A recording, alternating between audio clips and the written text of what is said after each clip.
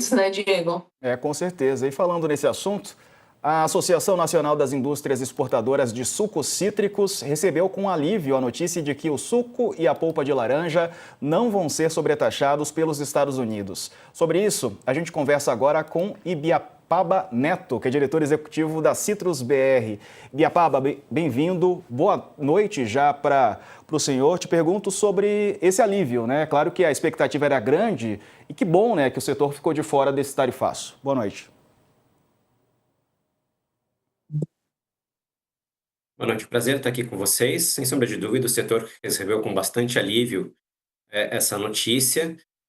Embora ainda estejamos tarifados com 10% acima do que o setor já pagava, mas ainda assim é uma notícia muito boa, perto das consequências que poderiam ser muito ruins para a gente.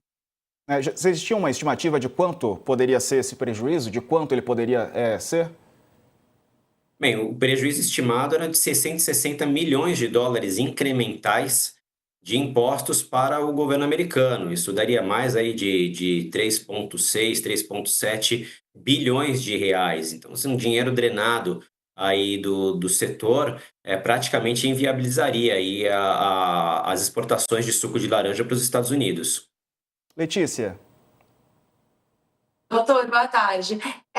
Eu queria entender um pouco como que funcionou essa questão da negociação com os Estados Unidos sobre este setor. Como é que foram as conversas? Foi com o empresariado dos Estados Unidos? Se vocês conseguiram um canal ali para explicar o que retorno que vocês tiveram dos americanos?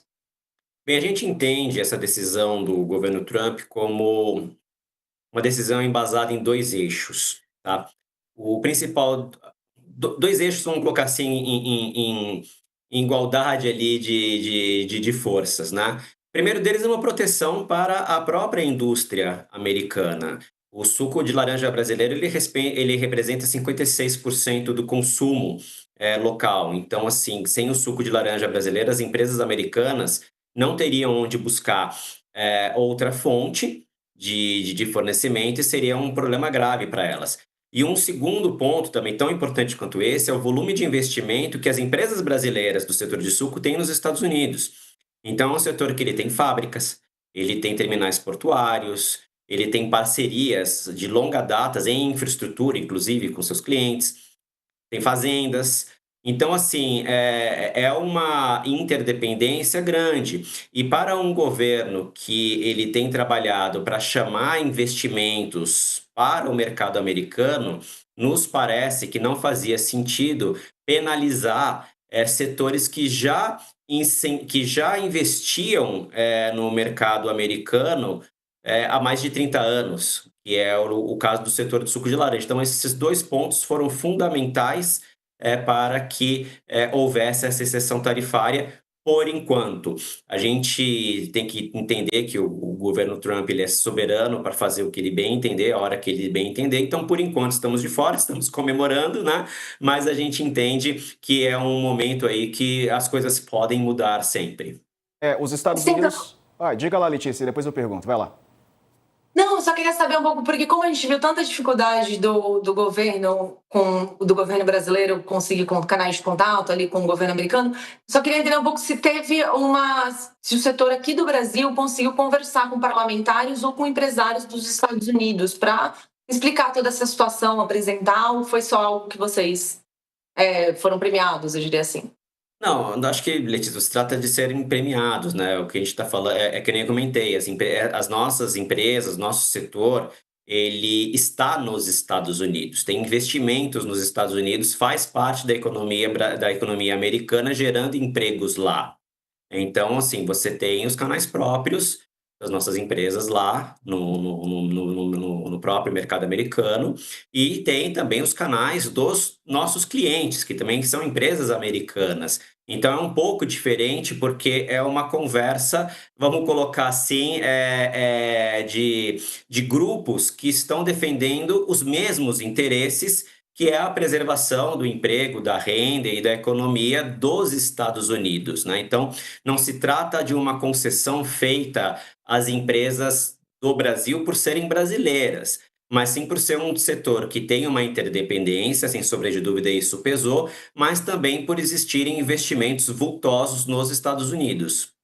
Os Estados Unidos são o segundo maior consumidor de suco de laranja aqui produzido no Brasil, né? Eu ia te perguntar, caso não tivesse sido contemplado, digamos assim, o setor, o que aconteceria com essa fruta em Piapaba? Olha, eu não gosto nem de pensar nisso, tá? Porque quando a gente pensa no mercado americano, te dar alguns números aqui para a gente refletir em cima, são cerca de 85 milhões de caixas de 40 quilos. Aquela caixa que a gente vê na feira de madeira grande, ela é uma caixa de 40 quilos, né? Seriam 85 milhões daquelas que não teriam um destino certo, porque não teria o mercado para vender o suco. Então, a gente teria aqui um provável cenário de superoferta de fruta, e isso comprometeria não só a fruta que poderia até, enfim, não ser colhida, numa pior das hipóteses, até mesmo uma degradação dos preços internacionais do suco de laranja por conta dessa superoferta. Então, seria realmente um problema bem grave aqui para o setor. Ibiapaba Neto, diretor executivo da Citrus BR, obrigado por nos atender. Um abraço, vamos torcer para que tudo continue assim para o seu setor, viu? Sem novas notícias, boas notícias. É isso aí, um abraço. Olha, pessoal, vamos falar agora sobre outro setor atingido pelo tarifaço imposto pelo Donald Trump aqui aos produtos brasileiros. Estou falando do setor de açúcar, né? A gente tem aí a reportagem, sentimento de frustração, diz executivo